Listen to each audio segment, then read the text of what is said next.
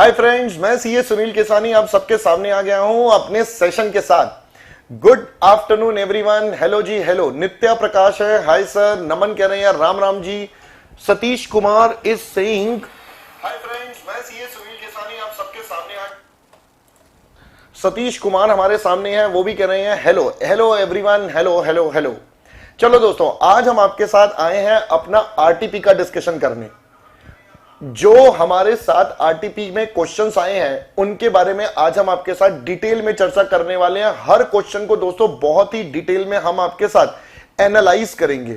क्या एनालाइज करेंगे सर? मैंने कहा सुनो जी सुनो, मैं आपको यहां पर सबसे पहले एक बात बता दूं। क्या सर? मैंने कहा आरटीपी में ना एक गड़बड़ हो गई है, इंस्टीट्यूट से थोड़ी सी गलती हो गई है, एक क्वेश्चन में गड़बड़ हुई है। वो कौन से क्वेश्चन में गड़बड़ है मैं आपको बताऊंगा। क्या आप सोच रहे हैं कौशिक का क्वेश्चन? ना ना, वो तो हो गया ठीक, वो तो इंस्टीट्यूट ने हमारे ठीक कर दिया है। इसके अलावा एक और जगह इंस्टीट्यूट ने कुछ मिस्टेक कर दी है। जो भी सॉल्यूशन जिसने भी बनाया बेटा, वहां पर एक थोड़ी सी क्लरिकल एरर हो गई है।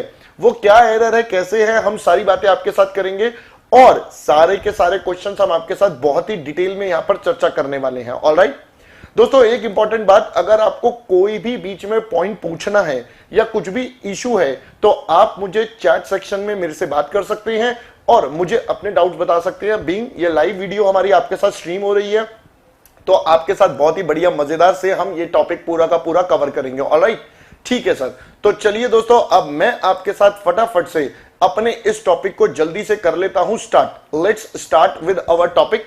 तो आज हम आपके साथ आरटीपी का जो डिस्कशन करने वाले हैं उसको करने के लिए मैं चला जाता हूं पहले तो अपनी पार्शियल स्क्रीन पर। लो जी, ये आ गया मैं आपके साथ आपकी पार्शियल स्क्रीन पर।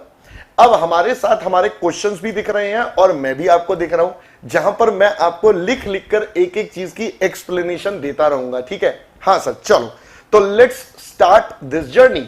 आइए दोस्तों, सबसे पहले क्वेश्चन की अगर हम बात करें तो इंस्टीट्यूट ने सबसे पहला क्वेश्चन एज यूजुअल हमारे मटेरियल कॉस्ट में से दिया। मटेरियल कॉस्ट का जो चैप्टर है उसमें से पहला क्वेश्चन दिया गया है और ये क्वेश्चन मैं बोलता हूं बहुत ही इजी कैटेगरी का क्वेश्चन है। जी हां, अगर मैं इसको क्लासिफाई करूं तो ये एक इजी कैटेगरी का क्वेश्चन है। इसमें कहीं कोई मुश्किल और प्रॉब्लम नहीं है। क्यों सर, ऐसा क्यों कह रहे हो? मैंने कहा अभी आपको बताता हूं। जब हम इस क्वेश्चन को करेंगे तो आपको पता चलेगा कितना आसान है।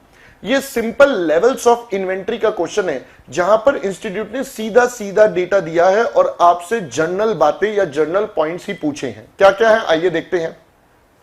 सबसे पहले मुझे 4 प्रकार के रॉ मटेरियल दे दिए हैं ABCD और उनका डेटा दे दिया है। बेटा क्वेश्चन करने का सिंपल सा तरीका होता है, आप कभी भी अपने क्वेश्चन को पहले नहीं पढ़ें। हमेशा आप कैसे करें सर? सबसे पहले आप हमेशा रिक्वायरमेंट पे फोकस करें, आपको निकालना क्या क्या है। तो अगर हम क्वेश्चन में देखें, हमें निकालना है सबसे पहले तो मिनिमम स्टॉक ऑफ ए। अब ये मिनिमम स्टॉक कैसे निकलता है दोस्तों? मिनिमम स्टॉक का कॉन्सेप्ट होता है ROL minus average consumption into average quantity. Right sir, यही एवरेज टाइम, यही हमारा कॉन्सेप्ट होता है। अब फटाफट से क्वेश्चन में से ये सारी वैल्यू देख लेते हैं। तो ए के लिए कैलकुलेशन करनी है तो ए का ROL मुझे गिवन है, एवरेज टाइम मुझे गिवन है। अब बात करते हैं एवरेज कंजम्पशन की।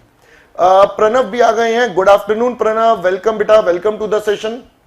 हमसे कहता है एवरेज कंजम्पशन। बेटा कंजम्पशन के लिए जरा देखते हैं।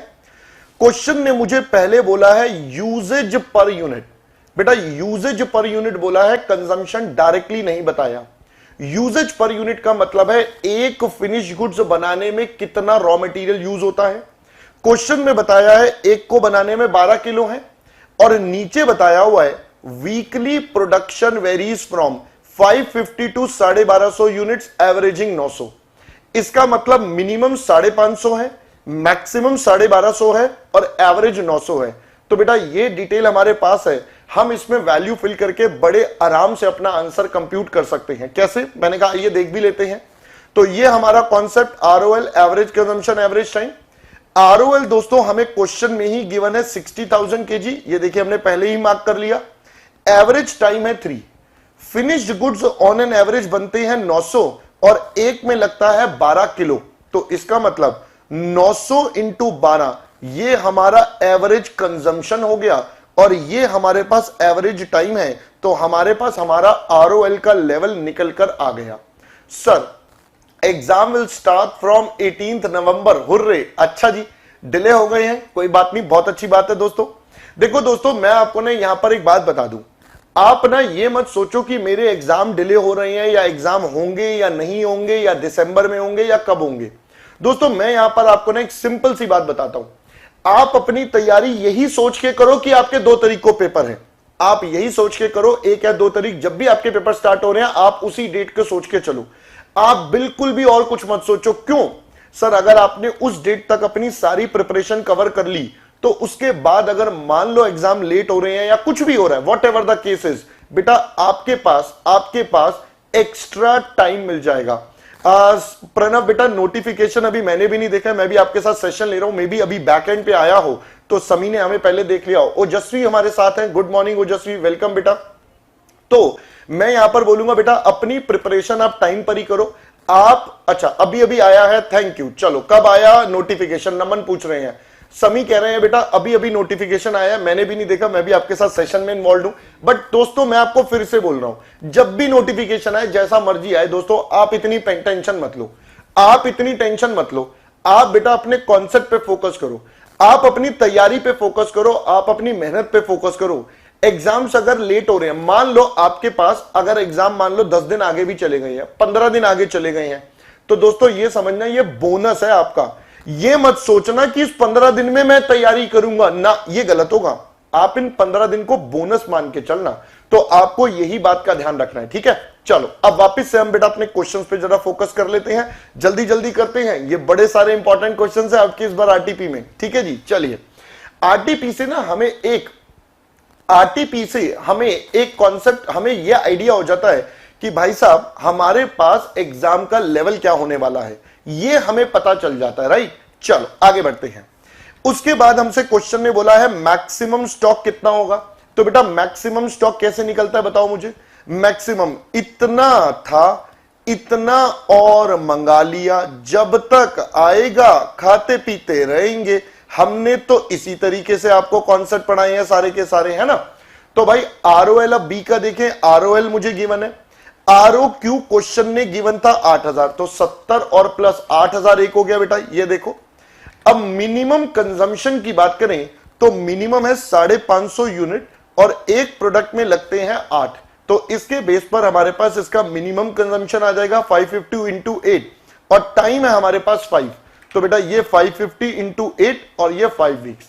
जो भी कैलकुलेशन करके आएगा आपका सिंपल आंसर, इसमें कोई ज्यादा टेंशन वाला मुद्दा ही नहीं है। इसी प्रकार से हमसे पूछा है दोस्तों थर्ड पार्ट में हमारा ROL। अब सर ये रीऑर्डर लेवल क्या होता है, what is ROL of C, बताओ जी ROL क्या होता है। तो सर ROL का मतलब हो गया हमारे पास क्या, रीऑर्डर लेवल। अब रीऑर्डर लेवल कौन सा होता है सर, रीऑर्डर लेवल कैसे निकलता है, मैक्सिमम इंटू मैक्सिमम। बुरे से बुरा सोच लो, तो बुरे से बुरा जब हम सोचेंगे it is maximum into maximum, तो लीजिए मैक्सिमम रीऑर्डर पीरियड और मैक्सिमम यूजेज। अब मैक्सिमम इसका कितना है, 1250 यूनिट्स हैं 6 के हिसाब से, तो ये तो हमारा मैक्सिमम कंजम्पशन आ गया। और अगर मैक्सिमम टाइम की बात करें तो वो है 7, तो इन सबको मल्टीप्लाई कर देंगे, we have our ROL of C। अब दोस्तों ध्यान से सुनना मेरी बात, बहुत केयरफुली सुनना अगला वाला पॉइंट। अगला पॉइंट है मेरे पास एवरेज लेवल ऑफ A। अब इंस्टीट्यूट ने बोला कि भाई साहब आप ना एवरेज लेवल निकालो। अब दोस्तों एक तरीका होता है एवरेज निकालने का, मिनिमम प्लस मैक्सिमम बाय 2। हां सर ये होता है। अब मिनिमम मैक्सिमम वाली बात करें तो मिनिमम हम निकाल चुके हैं। अब एक तरीका है मैं मैक्सिमम निकालूं और फिर मिनिमम प्लस मैक्सिमम बाय 2 करूं, ये एक ऑप्शन है। सर और भी कोई ऑप्शन है, मैंने कहा हां, ध्यान से सुनना दोस्तों। एवरेज स्टॉक निकालने का हमारे पास एक और कॉन्सेप्ट होता है। सर कौन सा, मैंने कहा मिनिमम लेवल तो हमेशा रहता है, जो आता जाता रहता है वो ROQ बाय 2। आप इस तरीके से भी एवरेज लेवल निकालते हो। मिनिमम लेवल आप ऑलरेडी A पार्ट में निकाल चुके हो, जो भी वैल्यू आएगी वो लिखोगे। ROQ आपको क्वेश्चन ने दे रखा है 12000 और मैं इसको डिवाइड बाय 2 कर लूं, तो अगर हम A पार्ट का आंसर देखें, A पार्ट था बेटा 27600 हमारे पास, तो मैं यहां पर कर दूं 27600 प्लस 6000, तो ये आ जाएगा 33600। तो एवरेज लेवल का ये भी आंसर हो सकता है। ध्यान से सुन लेना दोस्तों, एवरेज लेवल का ये वाला आंसर भी हो सकता है। दोनों आंसर्स पॉसिबल हैं। इंस्टीट्यूट ने जो हमें आंसर दिया है वो कौन सा दिया है? इंस्टीट्यूट ने मिनिमम प्लस मैक्सिमम को जोड़ा, उसके लिए पहले मैक्सिमम अलग से निकाला, फिर उसको मिनिमम के साथ एवरेज करा। आई होप पहले बात समझ आ गई। ओजस्वी बेटा good morning, good morning. I hope पहले आप बच्चों को फंडा समझ आ गया कि यहां पर मेरे पास दो रास्ते अवेलेबल है, दोनों में से जो पसंद आए आप उससे कर सकते हो, आंसर दोनों से अलग अलग आएंगे। ठीक है जी, अगले पर बढ़ते हैं। अगला मुझसे क्वेश्चन ने पार्ट पूछा है सर आरओएल ऑफ डी। बेटा आरओएल कैसे निकलता है? सर आरओएल हमारे पास कैसे निकल जाएगा? अगेन मैक्सिमम मैक्सिमम, ये भी आपको करवाया ही है, सेम कॉन्सेप्ट है, इजी सा वैल्यू है। और लास्ट में मिनिमम स्टॉक ऑफ डी पूछा है तो वो आरओएल माइनस एवरेज एवरेज, और ये वाला डेटा भी बिल्कुल सिंपल है। तो दोस्तों यहां पर अगर मैं एनालाइज करूं, जैसा कि मैंने पहले बोला, question number 1 is very very easy वाली कैटेगरी। इसमें कहीं भी कोई भी मुश्किल वाली बात ही नहीं है, बहुत ही सिंपल सा टुच्चा सा क्वेश्चन आपसे पूछ लिया गया है, राइट? हाँ सर, ये बात तो एग्री है। अब दोस्तों चले अगले क्वेश्चन पर। अगला क्वेश्चन है हमारा मेन क्वेश्चन, जिसमें कई बच्चे कंफ्यूज हैं। कुछ लोगों ने इसके ऊपर गलत कमेंट्स भी दिए हैं। हाँ, कुछ लोगों ने इसके ऊपर गलत भी बोला है, बट मैं आपको यहां पर बताऊंगा कि क्वेश्चन नंबर 2 में क्या पॉइंट्स हैं, किन बातों का ध्यान रखना है। इंस्टीट्यूट ने यहां पर आप बच्चों से लिए हैं पूरे फुल ऑन मजे लिए हैं। भाई साहब इंस्टीट्यूट कहता है भाई साहब हम तो ना पूरे मजे लेंगे, जरा सा भी नहीं छोड़ेंगे आपको, है ना? तो आइए जरा देखते हैं क्वेश्चन नंबर 2 की कहानी मेरी जुबानी। आइए चलिए स्टार्ट करते हैं क्वेश्चन नंबर 2। बहुत केयरफुली हमें समझना है एम्प्लॉय कॉस्ट, लेबर कॉस्ट। देखो जी, मैं अगर इस क्वेश्चन को कैटेगराइज करूं तो ये मीडियम लेवल का क्वेश्चन है, मतलब कोई मुश्किल नहीं है, इजी भी नहीं है, मीडियम लेवल है। इसमें एक दो पॉइंट थोड़े से टेक्निकल है, जिस वजह से ये मीडियम लेवल में कन्वर्ट हो गया। क्या क्या है पॉइंट्स, कैसे कैसे हैं, आइए पढ़ते हैं। क्वेश्चन कहता है GZ limited pays the following to a skilled worker engaged in production work. Following are the employee benefits paid to the employee. बेटा ध्यान से, पहली बात यहां पर समझने वाली बात यह है कि हमें यहां पर एक एम्प्लॉय का डेटा गिवन है। यहां पर किसी भी एक जनरल एम्प्लॉय के बारे में बात हो रही है, किसी स्पेसिफिक एम्प्लॉय की बात नहीं हो रही। It is general in nature. भाई जो भी एम्प्लॉय है उनका डेटा है। क्या क्या है हमें बता दिया। सबसे पहले सर बेसिक सैलरी देनी है पर डे, बेसिक सैलरी है और वो भी पर डे 1000 रुपए के हिसाब से। All right. फिर क्वेश्चन ने बोला है मुझे सर आप ना डीए भी दे देना 20% ऑफ बेसिक सैलरी। बेटा इंपॉर्टेंट पार्ट है, सारा का सारा बेसिक के ऊपर लग रहा है, ठीक है सर। फिर एचआरए बोला है वो भी 16% है बेसिक सैलरी का, कोई टेंशन नहीं है। ट्रांसपोर्ट अलाउंस, अब जरा इसको ध्यान से पढ़ना, 50 रुपीज देना है पर डे, और किसका? Actual work. बेटा सबसे इंपॉर्टेंट पॉइंट ही यहां पर यह है, ये एक्चुअल वर्क का पे करना है। मतलब जितने दिन वर्कर काम पर आएगा उतने दिन का ट्रांसपोर्ट देना है, बाकी दिनों का आपने पे नहीं करना है। All right sir. आगे अब बात करते हैं जरा ओवर टाइम वाले भाई साहब से। मैंने कहा चलो जी ओवर टाइम आप भी आ जाओ। कहता है ट्वाइस का मतलब बेटा डबल हो गया, डबल देना है। डबल किसका? आर्ली रेट का। इंपॉर्टेंट पॉइंट है बेटा, डबल देना है आर्ली रेट का, कंसीडर्स बेसिक एंड डीए। तो भाई इंपॉर्टेंट बातें मार्क कर लेते हैं। डबल देना है, आर्ली रेट का देना है और बेसिक डीए का मिलाकर देना है। मतलब अब की बार ओवर टाइम में बेसिक और डीए दोनों के दोनों जुड़ जाएंगे। आगे क्या बोला है क्वेश्चन ने? Only if. अब ये देना कब है? अब इंपॉर्टेंट कंडीशन इज देना कब है, कब देना है? If works more than 9 hours a day, otherwise no over time allowance. बेटा सबसे इंपॉर्टेंट पार्ट है, यहां पर एग्जामिनर आपको पूरा फंसाने की कोशिश कर रहा है। कहता है सर आप ओवर टाइम तब देना जब 9 घंटे से ज्यादा का काम होगा। मान लो एक वर्कर है, उसने 9 आवर्स का काम करा, तो बताओ ओवर टाइम मिलेगा या नहीं मिलेगा? जल्दी से मुझे रिस्पॉन्ड करिए, क्या उस टाइम पर ओवर टाइम मिलेगा या नहीं मिलेगा? जल्दी से मुझे बताइए। मैं आपसे क्वेश्चन पूछ रहा हूं और मैं आपके आंसर्स की प्रतीक्षा कर रहा हूं। जल्दी से मुझे कमेंट सेक्शन में आप बच्चे बताइए, क्या इस केस में हमें ओवर टाइम मिलेगा या नहीं मिलेगा? मैंने आपसे क्वेश्चन पूछा है, जल्दी से मुझे कमेंट सेक्शन में बताइए, जल्दी जल्दी जल्दी, फटाफट फटाफट, शाबाश। I am waiting for your comments. अब कुछ बच्चे मन में कहते हैं सर करते रहो वेट। सतीश कह रहे हैं नो सर नहीं मिलेगा। नमन भी कह रहे हैं नो सर, वेरी गुड बेटा, यहां ओवर टाइम नहीं मिलेगा। ऑल्दो उसने 1 आवर एक्स्ट्रा काम करा है, फिर से सुन लो, ऑल्दो एम्प्लॉय ने 1 आवर एक्स्ट्रा काम करा है, बट उसे ओवर टाइम नहीं मिलेगा, क्योंकि क्वेश्चन ने मना कर दिया। भाई साहब क्वेश्चन कह रहा है ओवर टाइम तभी मिलेगा जब 9 घंटे से ज्यादा का काम होगा। अगर 9 भी है तो ओवर टाइम नहीं मिलेगा, सिंपल सा लॉजिक है। आगे, if works for more than 9 hours a day then over time is considered after 8th hour. मतलब भाई देखो, कहने का मतलब है नॉर्मल आवर्स तो 8 घंटे हैं, इसके बाद वाला एक्चुअली सारा ओवर टाइम होता है। बट क्वेश्चन कह रहा है भाई साहब ओवर टाइम तो पे करेंगे, बट कब करेंगे, कब करेंगे? ये कंडीशन लगा दी है, इफ वर्कड फॉर 9 आवर्स और मोर, 9 आवर्स मोर।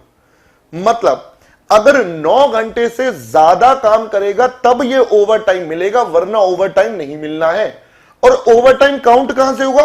काउंट 8 से ही होगा, काउंट हमारा 8 से ही होगा, बट देना कब है? जब वो 9 घंटे से ऊपर काम करेगा। खेल गया एग्जामिनर।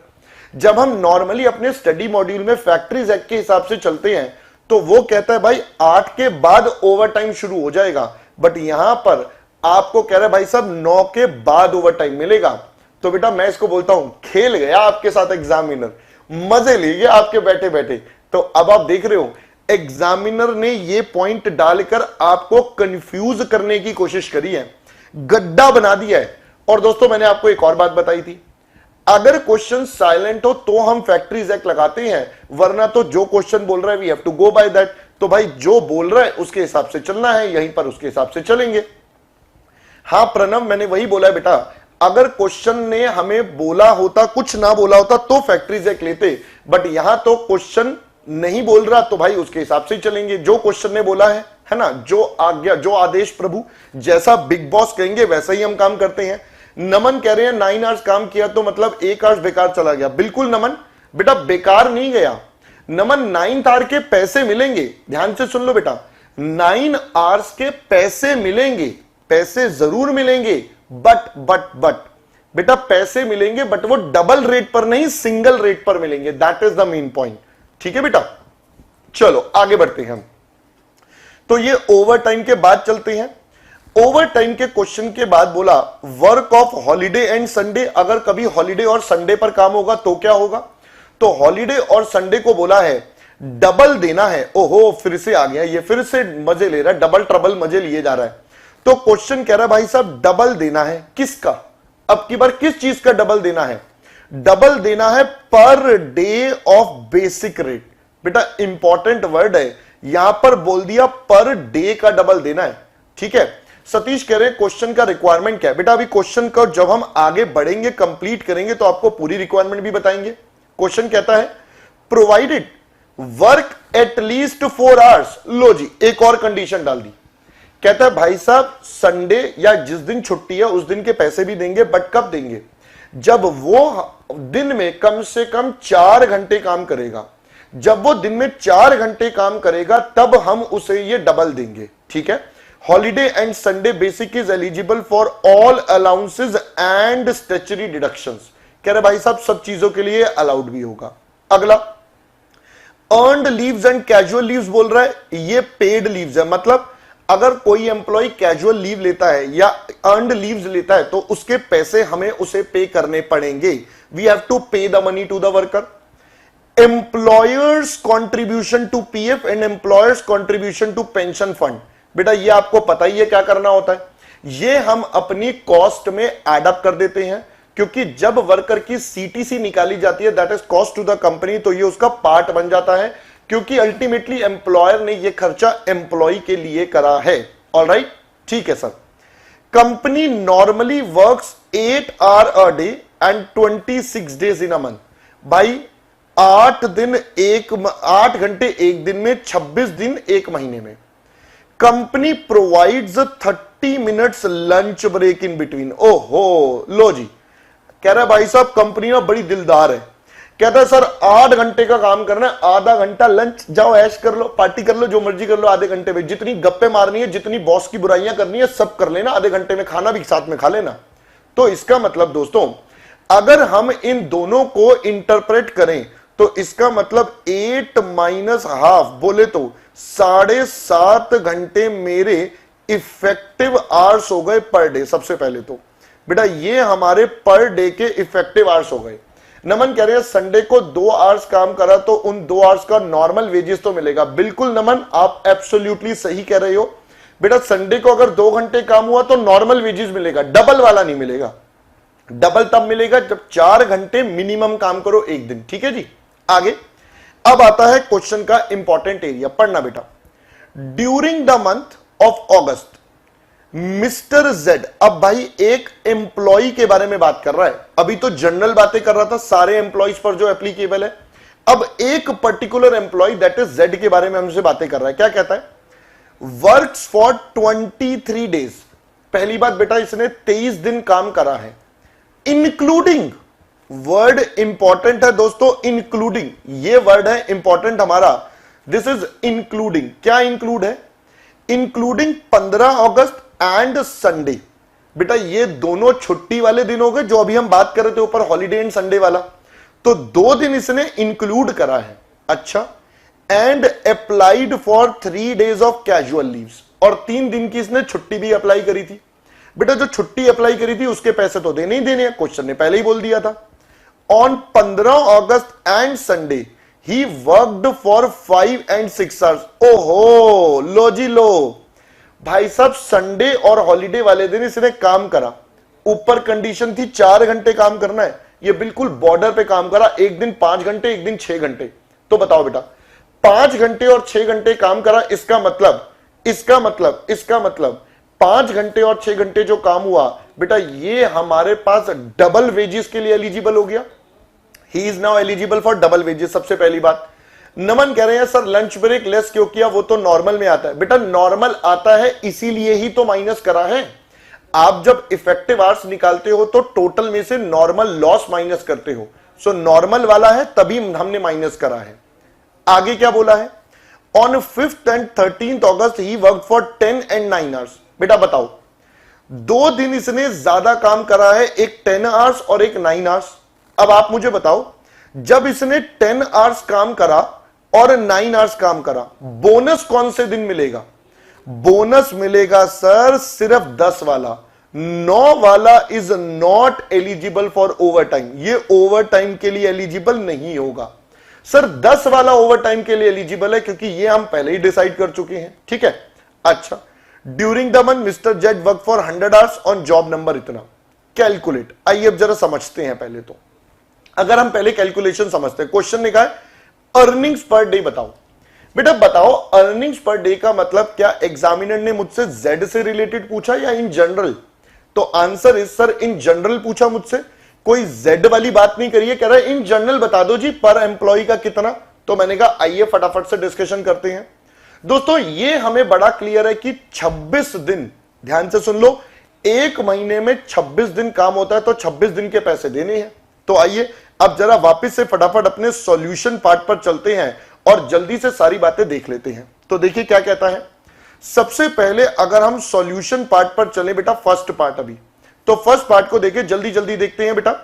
बेसिक सैलरी क्वेश्चन ने बोली थी 1000 रुपए, हमें देने हैं एक वर्कर को ऑन एन एवरेज 26 दिन के, तो 1000 रुपए दे दिए 26 दिन के, ये हमारा अमाउंट। फिर क्वेश्चन ने बोला था डीए देना है 20% ऑफ बेसिक सैलरी, तो भाई ये हमने बेसिक सैलरी का 20% डीए भी दे दिया, ये हमारा बेसिक प्लस डीए का अमाउंट आ गया। ऑल राइट, इसके बाद एचआरए बोला है 16% ऑफ बेसिक सैलरी, तो भाई मैंने एचआरए भी दे दिया और बेसिक सैलरी का 16%, तो बेटा इसी का 16% हम यहां पर दिखा देंगे। लो जी ये भी डन। इसके आगे हमसे बोला ट्रांसपोर्ट अलाउंस। अब ध्यान से सुनना बेटा, ट्रांसपोर्ट अलाउंस है 50 rupees per day of actual work. तो भाई देखो, मैंने जो आपको पढ़ाया हुआ है, जो बच्चे मेरे से पढ़े हुए हैं बेटा, उनको मैंने बताया था, वो यहीं पर ऐड कर देंगे ट्रांसपोर्ट अलाउंस। 50 रुपए देने हैं और 26 दिन के देने हैं दोस्तों। भाई हम तो जेड की बात नहीं कर रहे हैं, यहां पे इन जनरल बात हो रही है। तो इन जनरल कोई भी व्यक्ति 26 दिन काम करेगा, पर डे के 50 रुपए देने हैं, जो अमाउंट आएगा वो हम यहां पर लिख देंगे। ये मैंने पढ़ाया था, ठीक है। ऑल्दो इंस्टीट्यूट ने जो सॉल्यूशन हमें प्रोवाइड करा, उन्होंने क्या करा, ट्रांसपोर्ट अलाउंस बेटा लास्ट में सीधा पर डे वाइज ऐड कर दिया, लास्ट में उन्होंने ऐड कर दिया। तो मैं इसको यहां ऐड ना करके ऊपर टोटल लिखता और लास्ट में सबको 26 से डिवाइड कर देता, तो मेरे पास पर डे की अर्निंग आ जाती, सिंपल। इसके अलावा क्वेश्चन ने हमें बोला है ओवर टाइम। बेटा ओवर टाइम तो वर्कर टू वर्कर होगा, हमें तो इन जनरल निकालना है, तो बात ही खत्म। Holiday and Sunday worker to worker होगा, बात खत्म। अर्नड लीव्स के पैसे हम देंगे तो वो तो ऑटोमेटिकली 26 में इंक्लूड है। Employer contribution to PF and pension fund, तो ये है 12 और 7%। लो जी, एम्प्लॉयर कॉन्ट्रीब्यूशन पीएफ 12% और ये 7% ऑफ बेसिक एंड डीए। तो भाई बेसिक डीए को जोड़कर हमने ये कैलकुलेशन आपके साथ कर ली। जो आया ये हमारी बेटा टोटल वेजेस, 26 से डिवाइड कर दूं तो पर डे की वेजेस आ गई। अब अगर ट्रांसपोर्ट आप पहले ऊपर टोटल में जोड़ दोगे तो नीचे मत जोड़ना। अगर आप इंस्टीट्यूट की प्रेजेंटेशन करना चाहते हो तो ऊपर मत जोड़ना, नीचे जोड़ लेना। आइदर वे इट इज, दोनों में से कोई एक जगह ही ट्रांसपोर्ट अलाउंस आएगा। आपकी चॉइस के ऊपर छोड़ रहा हूं कि आपको जहां रखना है आप वहां रख सकते हो, राइट। तो बेटा ये फर्स्ट पार्ट का आंसर, ये तो आसान था, इसमें कहीं कोई दिक्कत नहीं थी। प्रॉब्लम है सेकेंड पार्ट में, आइए देखते हैं। सेकेंड पार्ट में बोला है इफेक्टिव वेज रेट निकालो per hour of mister Z. तो भाई हमें बताना है मिस्टर जेड का क्या। तो आइए दोस्तों पहले मिस्टर जेड की हम चर्चा करते हैं। इफेक्टिव रेट निकालने का मतलब है total wages divided by effective hours, simple. तो मुझे दो चीजें चाहिए, एक वेजेस और एक आवर्स। पहले वेजेस के ऊपर चर्चा कर लेते हैं, तो लीजिए। अब अगर हम वेजेस की चर्चा करें तो प्लीज ध्यान से देखिएगा बेटा, अब हम मिस्टर जेड की बात कर रहे हैं। सबसे इंपॉर्टेंट, अब हम मिस्टर जेड की बात कर रहे हैं, बात नहीं कर रहे, ठीक है। अब बताओ, जेड ने सबसे पहले तो 23 दिन काम करा। पहले ना मिस्टर जेड का हम एक चार्ट बना लेते हैं, ठीक है। आप मेरे साथ बेटा मिस्टर जेड का एक डायग्राम देखिएगा। मिस्टर जेड ने टोटल 26 डेज थे मंथ में, जिसमें से दो पार्ट्स हो गए। क्या क्या सर? 3 डेज तो इन्होंने कैजुअल लीव ले ली। कैजुअल लीव मतलब भाई इस दिन मैं नहीं आ रहा, मेरा मन नहीं कर रहा, आज काम करने का नहीं मन कर रहा, छुट्टी ले ली, ठीक है जी। ये पहले तो 3 दिन की हमारी कैजुअल लीव हो गई, यानी कि बाकी के 23 डेज उसने काम करा। इस दिन वो ऑफिस आया और उसने काम करा, ऑलराइट सर। इसके अलावा अब हम इस 23 डेज का ब्रेकअप करें तो बेटा क्वेश्चन ने हमें क्या बोला था, इसमें इंक्लूड है 15 अगस्त और संडे। तो भाई एक तो इसमें हॉलीडे वाले डेज इंक्लूड है।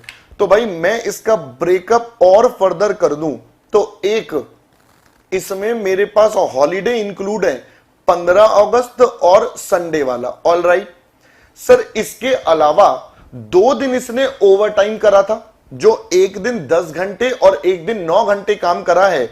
तो भाई मैं इसमें वो 2 दिन और अलग कर देता हूं। कौन से 2 दिन? क्वेश्चन ने बोला था 5 और 13 अगस्त को इसने एक्स्ट्रा काम करा है।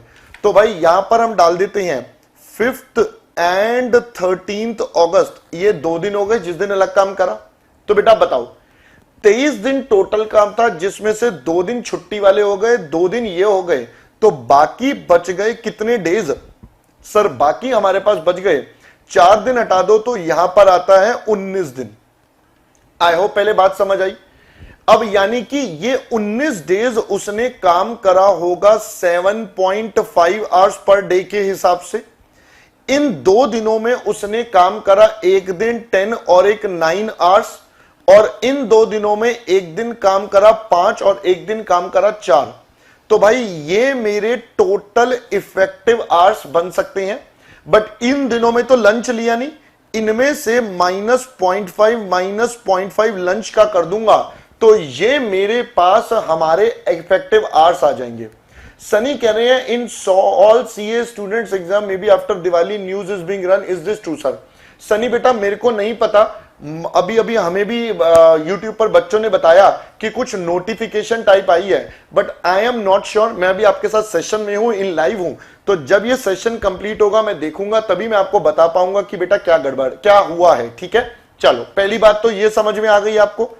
तो दोस्तों अब मैं बताता हूं इंस्टीट्यूट ने गड़बड़ क्या हुई है। इंस्टीट्यूट ने क्या करा, देखो जी, अब इंस्टीट्यूट के इफेक्टिव आवर्स देखना, हमारे जो सॉल्यूशन आया है उसमें है गड़बड़। इंस्टीट्यूट ने 7.5 आवर्स ले लिए हैं 21 दिन के। बेटा ये हमारा गलत है, इसकी जगह आने चाहिए 19 days.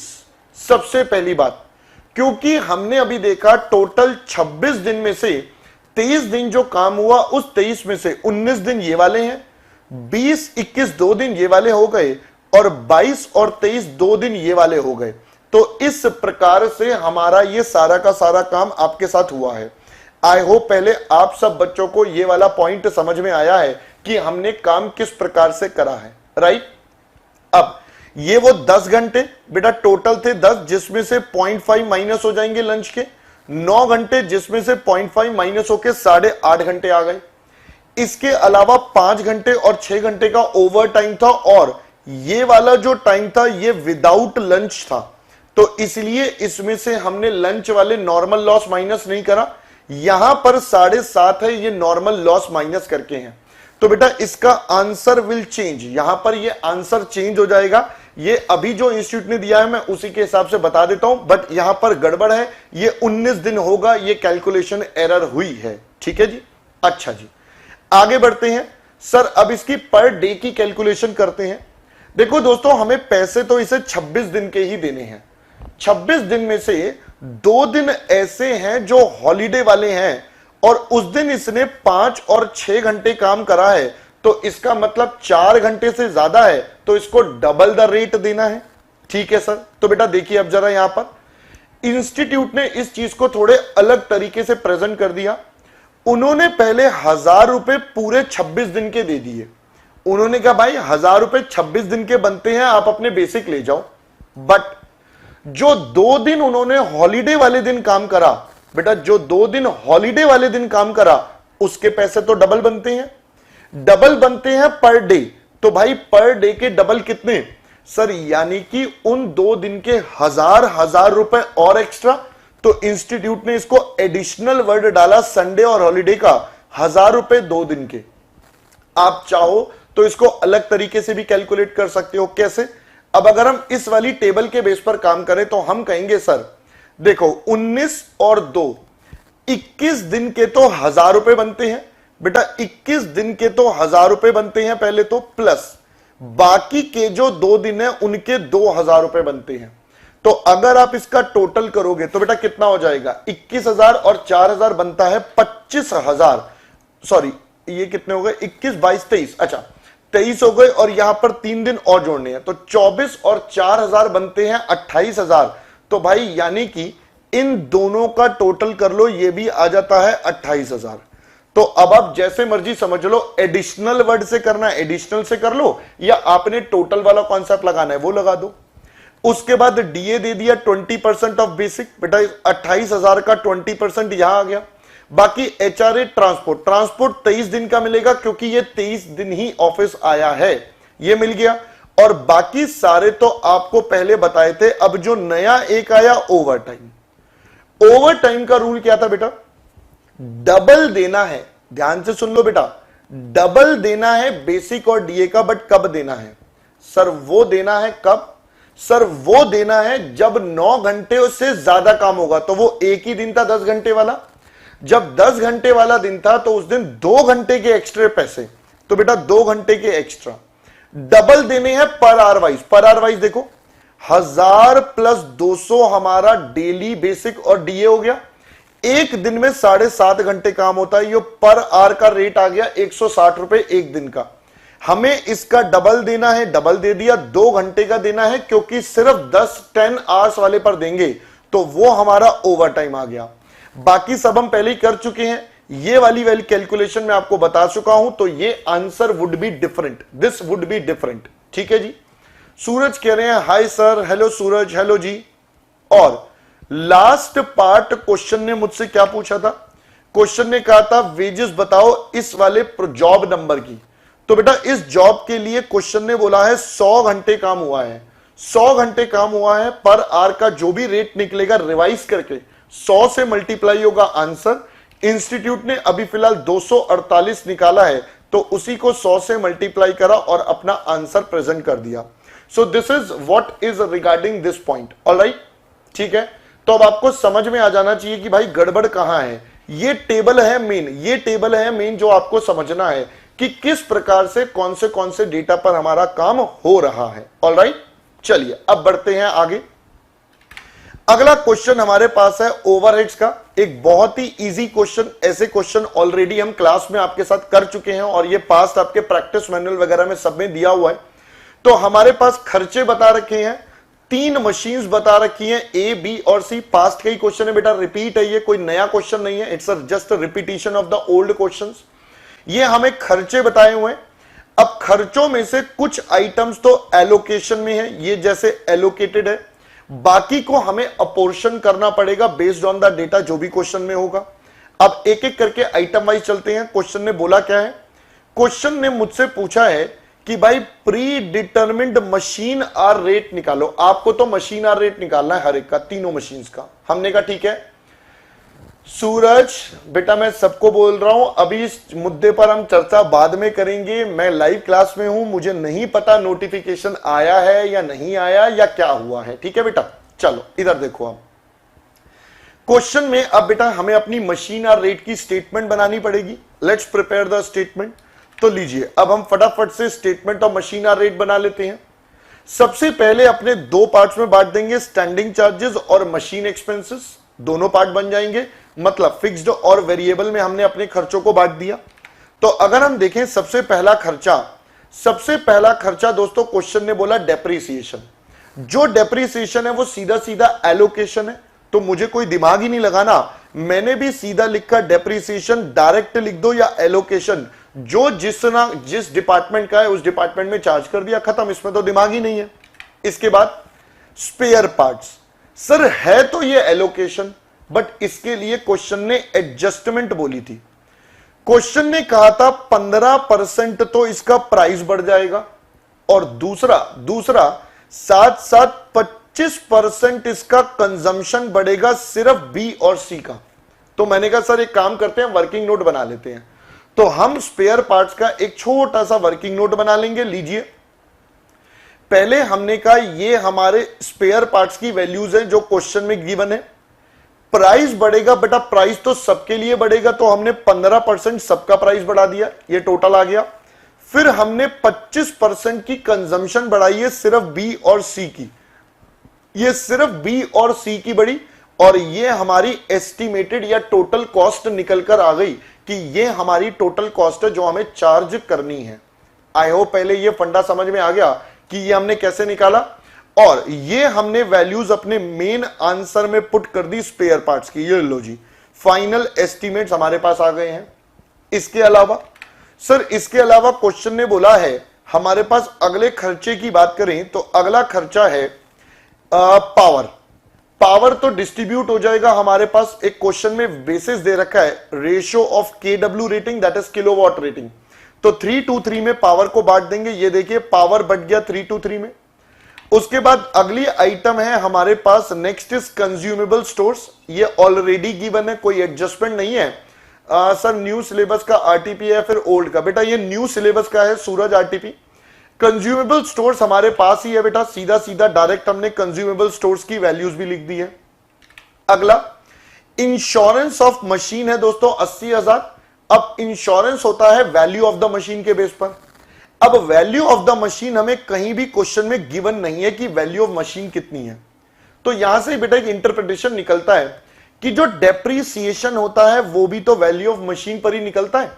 Sir value of machine पर निकलता है, यानी कि जो डेप्रीसिएशन होगा वो भी वैल्यू ऑफ मशीन का रेशो ही इंडिकेट करेगा। तो इसीलिए हमने अपने क्वेश्चन में बेटा इंश्योरेंस को डेप्रीसिएशन के बेसिस पर बांट दिया। ऑलराइट, अगला पॉइंट है इनडायरेक्ट लेबर का 2 लाख रुपए। तो इनडायरेक्ट लेबर का भी कोई बेसिस नहीं दे रखा, तो लेबर के बेसिस पर बांट देंगे। सो यहां पर डायरेक्ट लेबर की वैल्यू गिवन है, जिसके बेस पर हम अपना ये अमाउंट बांट देंगे। लो जी, डायरेक्ट लेबर। अगला है बिल्डिंग मेंटेनेंस। इसके लिए हमें फ्लोर का एरिया गिवन है, एरिया गिवन है, उसके बेस पर बांट देंगे। तो ये हमने बेटा एरिया के बेस पर हमने अपना बिल्डिंग मेंटेनेंस बांट दिया। अगला है annual interest on capital outlay. बेटा अब आप मुझे बताओ, क्या इंटरेस्ट हमारी कॉस्ट का पार्ट होता है? So answer is no sir, interest हमारी कॉस्ट का पार्ट नहीं होता। तो भाई ये तो कंसीडर ही नहीं होगा, ये ऐसे ही दे रखा है, इसको इग्नोर करो। अगला monthly charge for rent and rates. लो जी, रेंट एंड रेट्स का अमाउंट आ गया है, तो rent and rates again floor space पर ऑक्यूपाइड हो जाएंगे। इसके बाद फोरमैन और अटेंडेंट। क्वेश्चन ने बोला foreman and attendant control all 3 machine and spends equal time. भाई ये इक्वल टाइम है, तो तीनों को 1:1 में बांट दो। यहां पर लिखा भी है इक्वल, तो सबको बराबर बराबर बांट दिया। सर अब यहां से हम अपने टोटल फिक्स्ड और वेरिएबल कॉस्ट निकाल सकते हैं। ये टोटल आके हमारे पास टोटल भी आ गया। अब मेन आता है मशीन आवर्स कैसे निकलेंगे, how the machine hours are to be computed. तो उसके लिए दोस्तों हम वापस चलेंगे अपने क्वेश्चन पर, देखते हैं मशीन आवर्स कैसे पढ़ते हैं। देयर आर 12 हॉलीडेज, 12 दिन की तो छुट्टी है। Besides Sunday in the year, मतलब जितने संडे होते हैं उसके अलावा 12 दिन की और छुट्टी। Of which 2 were on Saturdays, मतलब सर 2 हॉलीडेज जो हैं वो सैटरडे को आ गए हैं आपकी बार। Okay, manufacturing department works 8 hours a day but Saturday are half days, मतलब सैटरडे को 4 दिन। All machine work at 90%, 2% is reasonable for breakdown. अब दोस्तों ध्यान से सुनिएगा, इसके आवर्स कैसे कैलकुलेट होंगे, ये एक इंपॉर्टेंट पॉइंट है। बस थोड़ा सा जो इस क्वेश्चन में थोड़ा सा पॉइंट है, थोड़ा सा ध्यान देना है बस, और कुछ भी नहीं है। क्या पॉइंट है आइए समझते हैं।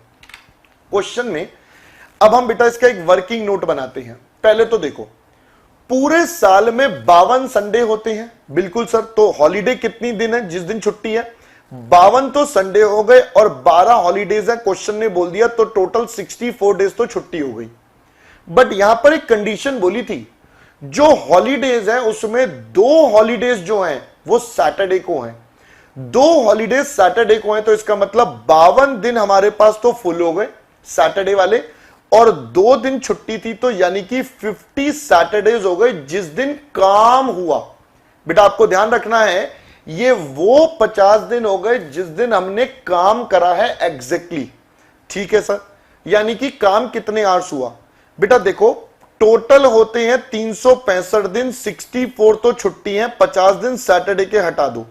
ये जितने आवर्स आए इन दिनों में 8 घंटे काम हुआ, प्लस ये जो 50 दिन है सैटरडे वाले, इस टाइम पर 4 घंटे काम हुआ, तो ये हमारे टोटल आवर्स आ गए। क्वेश्चन ने बोला है फैक्ट्री 90% लेवल पर काम करती है, तो भाई मैं इसका 90% कर दूं, और 2% का प्रोविजन बनाना है तो 98% कर दूं, तो ये मेरे इफेक्टिव मशीन आवर्स आ जाएंगे। What ever the calculation is, जो भी हमारी कैलकुलेशन आएगी बेटा, ये हमारे इफेक्टिव मशीन आवर्स आ जाएंगे।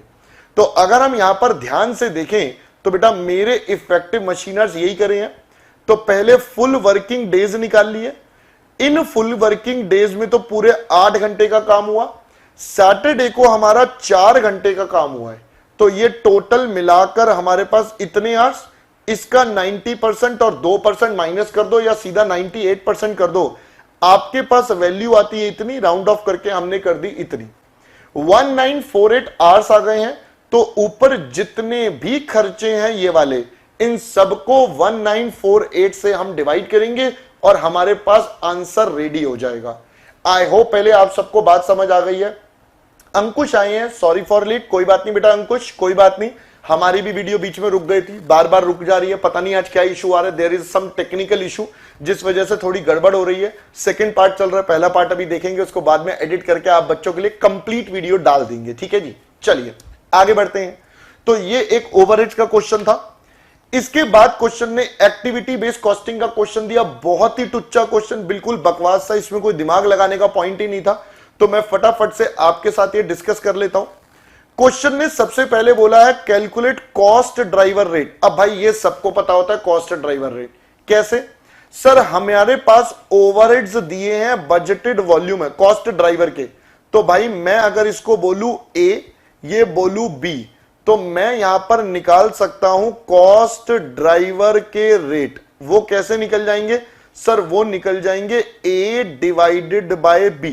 खत्म। ए पार्ट में सीधा सीधा यही काम करना है, बिल्कुल बकवास सा आसान सा क्वेश्चन, ठीक है। और बी पार्ट में क्या बोला है? बी पार्ट में बोला है भाई साहब टोटल एंड यूनिट कॉस्ट निकालो इसके लिए, ये प्रोडक्ट के लिए। इसमें मटेरियल लगा है इतना, लेबर इतना। बेटा आप कॉस्ट ड्राइवर के रेट आप ऊपर निकाल लोगे ए और बी को डिवाइड करके। जो पर ड्राइवर के रेट होंगे, यहां पर मुझे ड्राइवर की यूनिट्स बता रखी हैं 56, 84, इतने इतने इतने, सबसे मल्टीप्लाई करोगे, टोटल करोगे, आंसर। आइए एक बार चेक कर लेते हैं।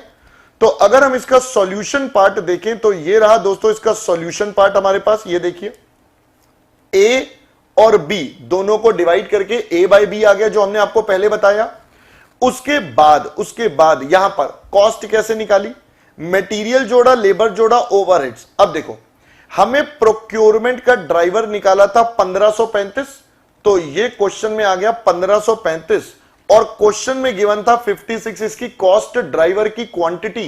तो भाई उनको मल्टीप्लाई करते जाएंगे, सारी वैल्यूज निकल जाएगी। टोटल कॉस्ट जोड़ा, यूनिट से डिवाइड, कॉस्ट पर यूनिट। तो बहुत ही एक सिंपल सा क्वेश्चन जो आपसे एग्जामिनर ने पूछा था, बहुत ही सिंपल सा क्वेश्चन जो आरटीपी में दिया हुआ है, स्पेसिफिकली एक्टिविटी बेस्ड कॉस्टिंग का। अगर एक्टिविटी बेस्ड कॉस्टिंग की बात करूं तो दोस्तों ये एक बहुत ही इंपॉर्टेंट चैप्टर है। एग्जामिनर पास्ट ट्रेंड को देखूं तो हर बार 10 नंबर का पेपर दे रहा है, तो आसान है, इंपॉर्टेंट है, बहुत अच्छी ए कैटेगरी में जाता है। मटेरियल में पढ़ते हो एबीसी एनालिसिस, तो ये ए कैटेगरी वाला क्वेश्चन चैप्टर है। चलो अगला सर, अगला एक और क्वेश्चन आया हमारे पास कॉस्ट शीट, एक कंफ्लिक्टिंग क्वेश्चन। पहले इंस्टीट्यूट ने इसमें कुछ आंसर दिया था, फिर आरटीपी को रिवाइज कर दिया। 2 आइटम्स का ट्रीटमेंट गलत था, उनको ठीक कर दिया। अब आप भी लेटेस्ट वाली आरटीपी डाउनलोड कर लेना, उसमें ठीक मिलेगा सब कुछ। क्या है आइए देखते हैं फटाफट से। इसमें कॉस्ट शीट बनानी है, ज्यादा कुछ है नहीं। Purchase of raw material direct material में चला जाता है। कंज्यूमेबल मटेरियल, अब ये वर्ड लिखा है दोस्तों कंज्यूमेबल मटेरियल, तो कंज्यूमेबल मटेरियल का मतलब आप इसको चाहो तो डायरेक्ट मटेरियल का पार्ट बना दो, चाहो आप इसको डायरेक्ट एक्सपेंस का पार्ट बना दो, जैसा आपका मन करे। डायरेक्ट वेजेस आपको पता ही है, कैरेज इनवर्ड डायरेक्ट वेजेस का पार्ट चला जाता है। Wages to foreman and store keeper, तो भाई ये हमारा कहां जाएगा सर? ये हमारा फैक्ट्री ओवरहेड्स का पार्ट हो जाएगा। Other indirect wages to factory staff, factory overheads में चला जाएगा। एक्सपेंडिचर ऑन आर&डी, तो ये हमारा आर&डी का पार्ट है। सैलरी टू अकाउंटेंट, ये हमारा एडमिन ओवरहेड्स में चला जाएगा, और वो भी जनरल इन नेचर वाला, मतलब नॉट रिलेटेड टू प्रोडक्शन वाले में जाएगा। Employers contribution to EPF and ESI, बेटा ये हमारा डायरेक्ट वेजेस का पार्ट बन जाएगा। आपको अभी बताया था जो भी एम्प्लॉयर का कंट्रीब्यूशन है वो सारा हमारा कॉस्ट का पार्ट बन जाता है, वो कंपनी की कॉस्ट में जुड़ जाता है, कॉस्ट ऑफ एम्प्लॉय जुड़ता है। अभी क्वेश्चन भी करा था, तो इसलिए ये वेजेस से रिलेटेड है, तो वेजेस का पार्ट। पावर एंड फ्यूल हमारा डायरेक्ट एक्सपेंस में डाल दो, ठीक है जी। Production planning office expenses, office के खर्चे हैं बट ये प्रोडक्शन प्लानिंग में लगे हुए हैं, तो दोस्तों ये चला जाएगा admin overheads related to production वाला। ये हमारा सिंस क्वेश्चन ने क्लियरली बोला है प्रोडक्शन से रिलेटेड है, तो ये उसमें ही ऐड होगा। सैलरी टू डिलीवरी स्टाफ, ये हमारा S&D का पार्ट बन जाएगा। इनकम टैक्स कहीं नहीं जाएगा, ये यही गड़बड़ थी, पहले इंस्टीट्यूट ने इसको जोड़ दिया था बट अब ये हटा दिया है। Statutory auditor, cost auditor, independent director, सारे ही एडमिन ओवरहेड्स में जाएंगे, और वो भी जनरल वाले, मतलब COGS के बाद जो आते हैं। और donation to PM relief fund कहीं भी नहीं जाएगा, ये भी गलती थी, पहले जोड़ रखा था इंस्टीट्यूट ने, अब उसको हटा दिया है। इसके अलावा सर, इसके अलावा वैल्यू ऑफ सेल्स आपको गिवन ही है, ये आपको ओपनिंग और क्लोजिंग स्टॉक है, कॉस्ट शीट बनानी है, बहुत ही सिंपल सा है। सारी आइटम्स मैंने आपको बता दिया, अब इसमें कोई मुद्दा बचा नहीं है, कुछ ऐसा पॉइंट जो मैं आपको बताऊं कि नहीं सर इसमें दिक्कत है या कुछ है, सिंपल सिंपल सा फंडा है, ठीक है। हां सर बात तो आपकी ठीक है। चलो आगे बढ़ते हैं। अगला है चैप्टर हमारा cost accounting system. Cost accounting system में एक्चुअली तो आपके दो पार्ट्स हैं, एक आपका इंटीग्रेटेड नॉन इंटीग्रेटेड का पार्ट है और एक रिकंसिलिएशन। बेटा ये हमारा जो टॉपिक आया रिकंसिलिएशन, बहुत ही सिंपल सा क्वेश्चन है, इसमें कोई भी किसी को दिक्कत होनी नहीं चाहिए। अगर आप में से किसी को कोई दिक्कत है तो बता देना, बहुत ही बेसिक क्वेश्चन है। आप मुझसे मेरे नंबर पर अपने डाउट्स भी पूछ सकते हो, व्हाट्सएप नंबर आपकी स्क्रीन पर दिख रहा है, जी हाँ 9953735388, ये वाले व्हाट्सएप नंबर पर आप मुझसे अपने डाउट्स भी पूछ सकते हो, there is no problem in that, ठीक है जी। चलो ये मैं डिस्कस भी नहीं कर रहा क्योंकि बहुत ही टुच्चा सा क्वेश्चन है, कुछ करना ही नहीं था, बस ध्यान रखना है मेमोरेंडम रिकंसिलिएशन अकाउंट बनाना है। अब की बार रिकंसिलिएशन स्टेटमेंट नहीं बनानी, मेमोरेंडम अकाउंट बनाना है। तो ये कैसे बनाते हैं नॉर्मली सबको पता ही, इसलिए मैं इसको डिस्कस भी नहीं कर रहा, बहुत ही सिंपल सा क्वेश्चन। ऑलराइट चलो आगे बढ़ते हैं। अगला है दोस्तों बैच कॉस्टिंग। अच्छा उसको शुरू करने से पहले एक बात बता दूं, अगर किसी को कोई एक्स्ट्रा डाउट आता है मुझसे व्हाट्सएप नंबर पर पूछ लेना, शर्माने की जरूरत नहीं है, ठीक है। चलो अगला बैच कॉस्टिंग, ये क्या है सर? क्वेश्चन ने बोला है manufacturer A limited manufacture motherboards used in smartphones. A smartphone requires one motherboard, एक फोन में एक मदरबोर्ड लगता है। तो मतलब बेटा क्वांटिटी हमें बता दी है कि भाई कितनी यूज होती है हमारे रॉ मटेरियल की। एक स्टडी कंडक्ट करी गई और बताया गया कि इसकी जो डिमांड है वो 180 मिलियन होने वाली है अगले साल में। A limited is expected to have a market share of इतना ऑफ टोटल डिमांड। तो बेटा आप मुझे बताओ, यानी कि हमारे पास 180 मिलियन टोटल है, उसमें से हमारी कंपनी 5.5% का शेयर होल्ड करती है। तो भाई 180 मिलियन का 5.5% करें यानी कि 9.9 मिलियन। अब दोस्तों एक बात याद रखना, आप जब इसके लिए अपना EBQ निकालेंगे, इकोनॉमिक बैच क्वांटिटी, तो वहां पर आपको ध्यान रखना है मिलियन में कैलकुलेशन मत करना, आप पूरे जीरो लिखना। मिलियन में 6 जीरो होते हैं, तो भाई इसका मतलब 9912345, तो ये 99 लाख क्वांटिटी बन जाएगी। तो आप जब अपना EBQ निकालेंगे पूरा 99 लाख लिखेंगे, उसको मर्ज मत करना, ठीक है जी। आगे उसके बाद बहुत सिंपल है, हमें एस्टिमेटेड कॉस्ट बता दी है इन्वेंट्री होल्डिंग की, बट ये पर मंथ है। तो ए हम निकाल चुके हैं अपना, ये रहा। कैरिंग कॉस्ट की बात करें तो बोला 6.25, ये पर मंथ है, इंटू 12 कर दो, तो मेरे पास ये वैल्यू आ जाती है दोस्तों 75.12 की, ये कैरिंग कॉस्ट हो गई। अब यहां पर हम बात कर लेते हैं सेटअप कॉस्ट। तो सेटअप कॉस्ट के लिए क्वेश्चन ने हमें बता दिया है ये 33,500 रुपए है। तो लो जी ये हमारी सेटअप कॉस्ट आ गई बेटा 33,500 की। ए हमारे पास हो चुका है, सी हमारे पास आ चुका है, एस हमारे पास आ चुका है, तीनों वैल्यूज हमारे पास आ चुकी हैं। तो दोस्तों अब हम इसके बेस पर अपना ऑप्टिमम रन साइज आराम से निकाल सकते हैं। लीजिए मैं आपको इसका सॉल्यूशन भी दिखा देता हूं और वहां से एक बार वेरीफाई करवा देता हूं। लीजिए ये ऑप्टिमम रन साइज आ गया, डी बोल दो या ए बोल दो, एस हमारे पास है, सी हमने निकाल लिया। अंडर रूट कर देंगे 2 इंटू बी, 2 इंटू ए इंटू एस अपॉन सी करके, तो ये वैल्यू आ गई, राउंड ऑफ करके इतनी कर दी। क्वेश्चन ने बी पार्ट में बोला है कंपनी की पॉलिसी है वो 80,000 बोर्ड्स पर रन बनाएगी। तो बताओ कितनी एक्स्ट्रा कॉस्ट है। रिपीटेटिव क्वेश्चन है, बार बार इंस्टीट्यूट में पहले भी कई बार पूछा हुआ है। तो भाई एक बार मैं अपने EBQ पर निकाल लू कॉस्ट और एक बार 80,000 पर निकाल लू, जहां पर मेरी कॉस्ट सबसे मिनिमम आएगी वो मेरे लिए बेस्ट है। ये डिफरेंस इज एक्स्ट्रा कॉस्ट। तो ये एक बार 80,000 पर, एक बार इतना। कॉस्ट के दो पार्ट्स होते हैं, कैरिंग कॉस्ट और सेटअप।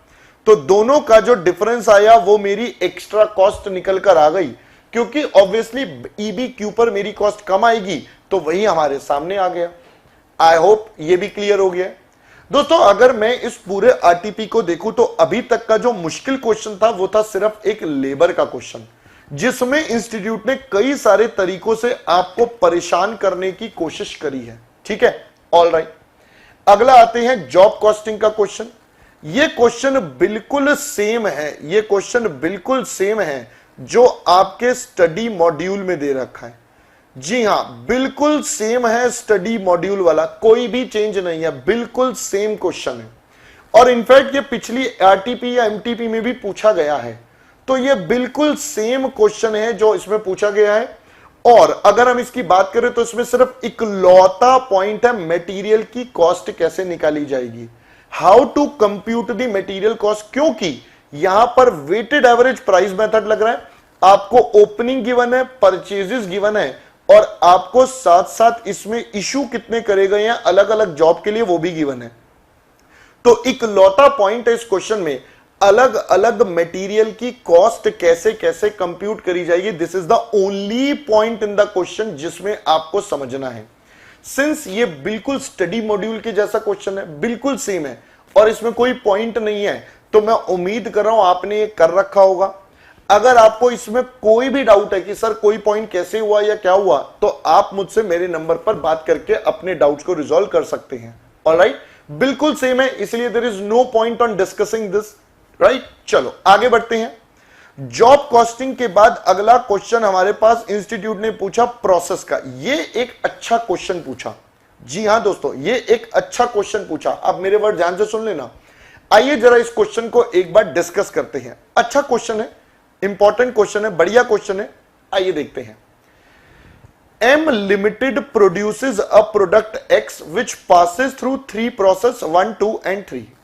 भाई पहले तो नॉर्मल क्वेश्चन दे दिया प्रोसेस कॉस्टिंग का, एक गुड्स 3 से पास हो रहा है। In process 3 a by product arises. Sir एक बाय प्रोडक्ट भी अराइज हो रहा है, which after further processing at a cost of 85 becomes product Z। भाई इसका मतलब अब यहां पर दो तरीके का काम हो रहा है। एक तो हमने रॉ मटेरियल डाला, 1 में गया, 2 में गया, 3 में गया, 3 के बाद वो बन गया प्रोडक्ट X, और साथ साथ एक बन गया बाय प्रोडक्ट जिसको हमने फर्दर प्रोसेस करा और वो बन गया Z। All right, information related to August, बेटा ये डेटा हमें दे दिया है तीनों का कि क्या क्या हुआ। ऑल राइट, प्रोडक्शन ओवरहेड्स इतने हैं absorbed as a percentage of wages. भाई इनको वेजेस की प्रोपोर्शनेट में बांटना है, तो आप चाहो तो टोटल कर लो पहले वेजेस का और इसका एक परसेंटेज निकाल लो। तो अगर मैं इन सब का टोटल करूं तो बेटा ये आ जाता है मेरे पास 1,44,000। तो अगर हम रिकवरी रेट बनाएंगे तो भाई 2,88,000 का ओवरहेड्स है, इसको हमें वेजेस की रेशो में बांटना है। तो लो जी, ये हमारे पास परसेंटेज बन जाएगी। तो अगर हम इसकी परसेंटेज बनाएं तो ये आ गया 200%। तो यानी कि 200% ऑफ वेजेस, जितना वेजेस है उसका डबल करते जाओ। स्क्रैप जो है वो 10 रुपए पर यूनिट, यानी कि नॉर्मल लॉस हमें बता दिया उसका स्क्रैप वैल्यू। प्रोडक्ट Z 135 का बिक सकता है, सेलिंग कॉस्ट 15 है, और एफपीसी हमें पहले बता दिया था। नंबर ऑफ यूनिट्स प्रोड्यूस 1, 2, 3 में कितना कितना बना और Z कितना है। स्टॉक कोई नहीं है, प्रिपेयर 1, 2, 3 और बाय प्रोडक्ट प्रोसेस का अकाउंट। बहुत ही प्यारा क्वेश्चन है, मैं बोल रहा हूं। आइए देखते हैं कैसे कैसे होगा। अगर हम इस क्वेश्चन की बात करें तो दोस्तों सबसे पहले प्रोसेस 1 तो सिंपल है। प्रोसेस 1 में आपने इनपुट लगाया 7,000 का, कॉस्ट लिखी और ये आपने ओवरहेड्स लिख दिए 200% ऑफ वेजेस, ये आपने ओवरहेड्स भी डाल दिए। नॉर्मल लॉस 5% है, वो आ गया। यहां तक करने के बाद अपने अपनी एनसी निकाल ली, that is normal cost per unit आपने निकाला, वो आया इतना। अब क्वेश्चन ने बोला था 6,600 बने, जबकि बनने चाहिए थे इतने, कितने 6,650 बनने चाहिए थे, बन गए 6,600। तो 50 यूनिट्स का हो गया एबनॉर्मल लॉस। दोनों को वैल्यू कर देंगे इस 50 रुपए के हिसाब से, काम खत्म। सिंपल सा था, ये तो सबको पता है, इसमें कोई दिक्कत नहीं है। प्रोसेस 2 में बेटा सबसे पहले तो इनपुट आ गया प्रोसेस 1 से, और उसके बाद हमारे पास बाकी के खर्चे जोड़ दिए, अदर मटेरियल, लेबर, और 200% ऑफ वेजेस ओवरहेड्स बन गए। इसके अलावा सर नॉर्मल लॉस हमने निकाल दिया 10%, जो क्वेश्चन में हमें गिवन ही था, सीधा सीधा, कोई दिक्कत ही नहीं है। और बाकी जो बच गया हमारे पास एबनॉर्मल लॉस, और फिर से वही काम जो बाकी क्वेश्चन में करा था। मेन है इसका प्रोसेस नंबर 3। आइए जरा इस पर थोड़ी सी चर्चा कर लेते हैं, प्रोसेस 3 में क्या है। तो प्रोसेस 3 में दोस्तों प्रोसेस 1 पहले प्रोसेस 2 से हमारे पास ये आया है, यहां पर टाइपिंग एरर है, इट्स अ प्रोसेस 2 से हमारे पास गुड्स है। ये हमने सारे खर्चे जोड़ दिए, नॉर्मल लॉस लिखा। अच्छा, अब दोस्तों बाय प्रोडक्ट के हमारे पास मल्टीपल ट्रीटमेंट होते हैं।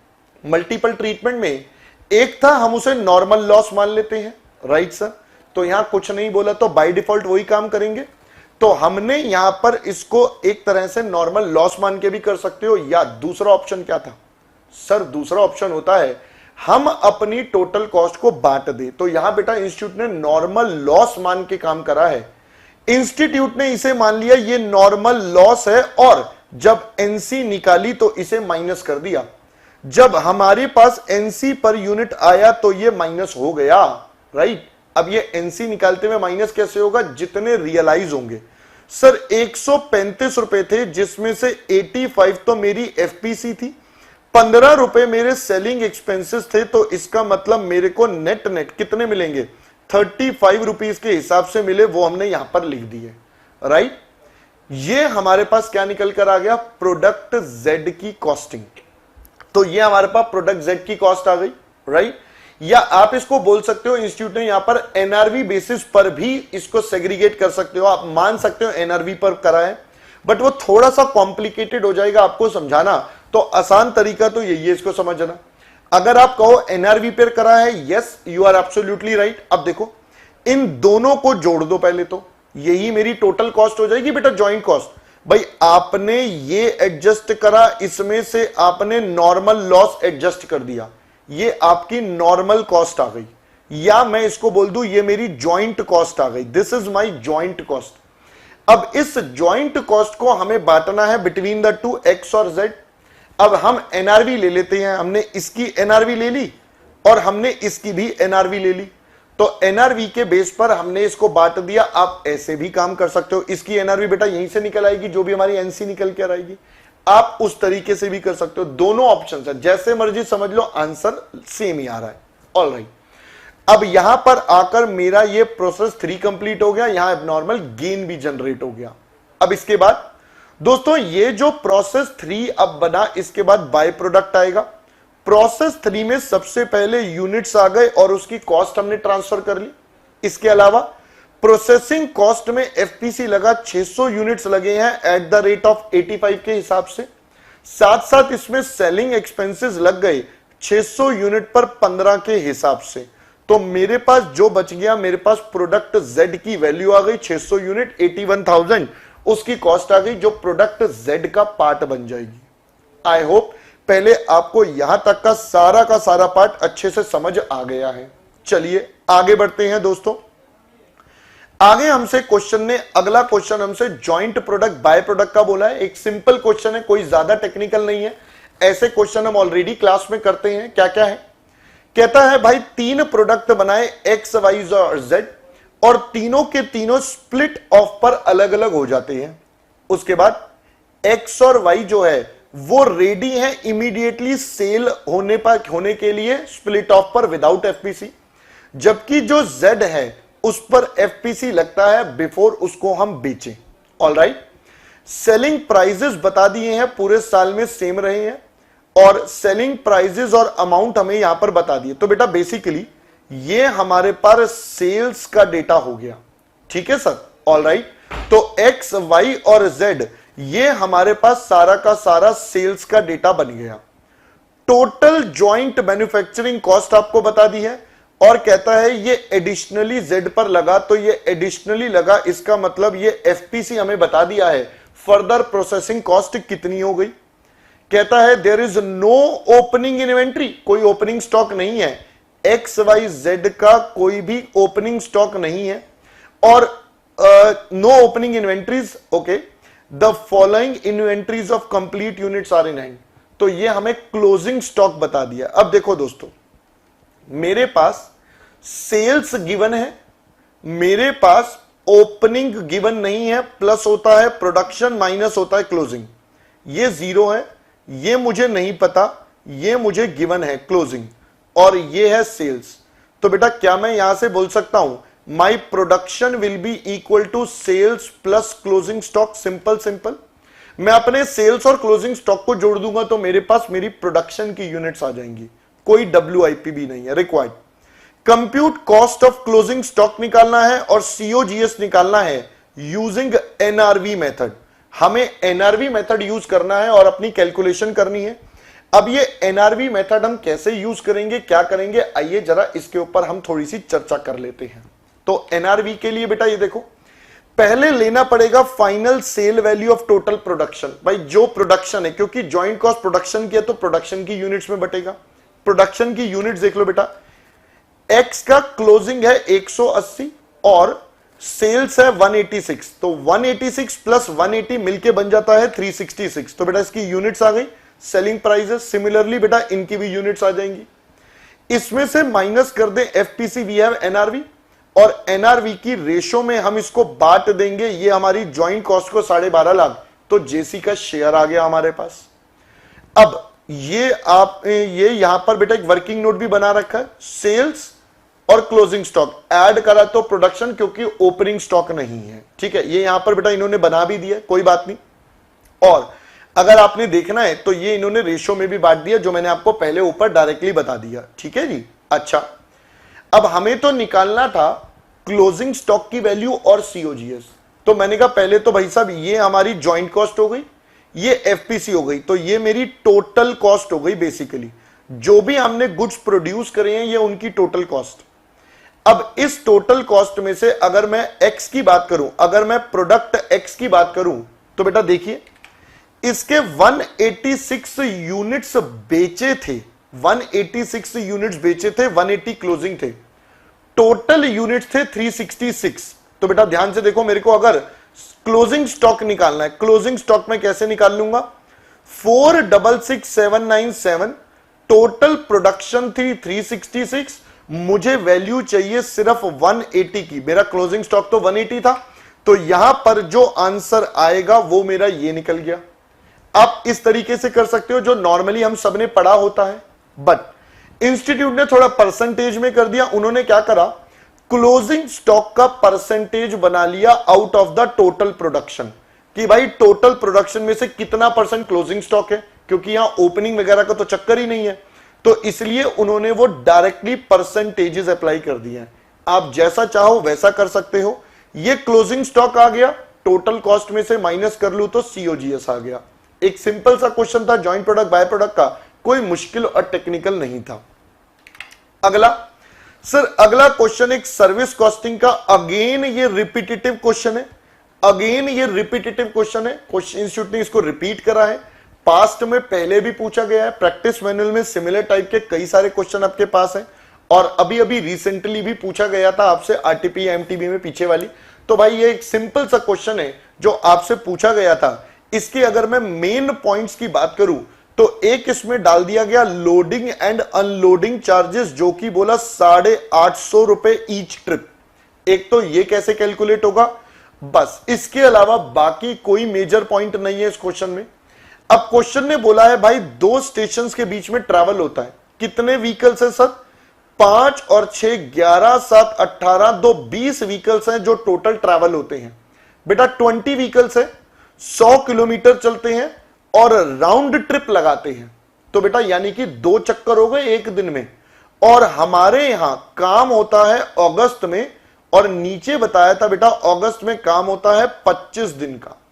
तो अगर हम ये वाली कैलकुलेशन देखें लोड वाली, तो वो मैं आपको सबसे पहले दिखाता हूं बेटा।